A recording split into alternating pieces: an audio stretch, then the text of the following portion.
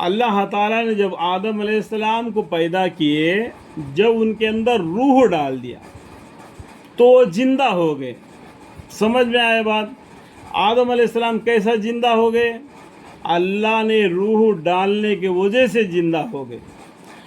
اس جسم کو موت آتی ہے لیکن روح کو موت نہیں آتی، ٹھیک ہے؟ جس آدمی کی بھی موت آ جاتی ہے اس روح اس جسم کو چھوڑ دیتی ہے، وہ اللہ کے فرشتے اس روح کو لے جا کے نیکی کا، اگر نیکی ہوگا تو نیکی کے دفتر میں، اگر بدی ہوگا تو بدی کے دفتر میں بند کر دیتے ہیں۔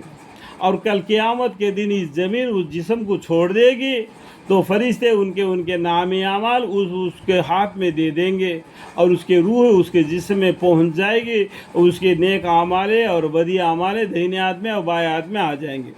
یہ کیا ہے؟ قیامت کا بیان ہے اور آدم علیہ السلام کا زندگی کے بارے میں۔ اسی طریقے سے قرآن کریم میں اللہ تعالیٰ میں عالم ارواح کے بارے میں فرمایا اس رکوع میں، اور جس کو آپ کے رب نے یعنی اللہ تعالیٰ نے اولاد آدم علیہ السلام کے پشت سے ان کے اولاد کو نکالا۔ آدم علیہ السلام سے جتنے بھی دنیا میں جو لوگ پیدا ہوئے آئے ہیں، آدم علیہ السلام کے پشت سے نکالے گئے ہوئے ہیں۔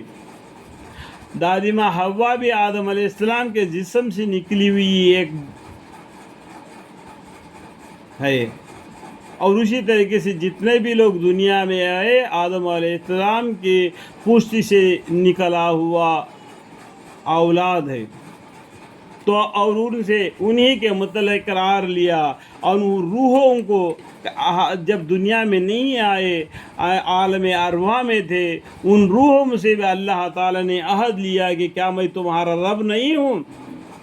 تو سب روحوں نے جواب دیا کہ کیوں نہیں، ہم سب اس واقعہ کے گواہ بنتے ہیں کہ تاکہ تم لوگ گواہ بنتے۔ اس طریقے سے عالم ارواح میں جتنے بھی روح آئے سبھی نے گواہ دی، تاکہ تم لوگ قیامت کے روز یوں نہ کہنے لگو کہ ہم تو اس توحید سے یعنی ایک اللہ کی عبادت سے محض بے خبر تھے۔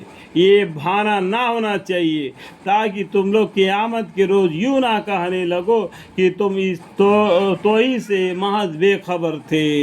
اللہ تعالیٰ نے عالم ارواح میں روحوں سے بھی عہد لیا، پیغمبروں سے بھی عہد لیا، بنی اسرائیل سے بھی عہد لیا، تاکہ کل قیامت کے دن یہ نہ کہہ سکے کہ ہم توحید سے بے خبر تھے۔ توحید کا مطلب کیا ہے؟ ایک اللہ ہے۔ یہ قرآن توحید ہی تو ہے، ایک اللہ کی طرف بلاتا ہے۔ یہ قرآن غیروں کی طرف نہیں بلاتا ہے۔ جس نے ہم کو پالا، پروردگار عالم الحمدللہ رب العالمین الرحمن الرحیم مالک یوم الدین ایاک نعبد و ایاک نستعین اہدنا الصراط المستقیم صراط الذین انعمت علیہم غیر المغضوب علیہم ولا الضالین، آمین۔